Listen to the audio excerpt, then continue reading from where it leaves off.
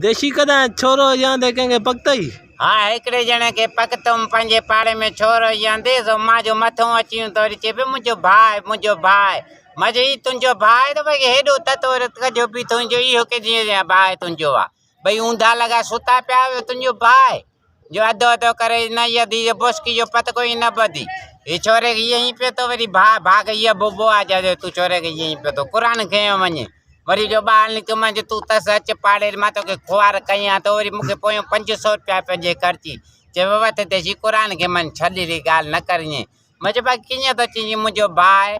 छोरे खे चमड़े कुते जा पुटु तॾहिं त ॾुकर पहुची वियो आहे जो तव्हां जिथे किथे इहा वेठा हुजा ऊंधा लॻा पिया हो छा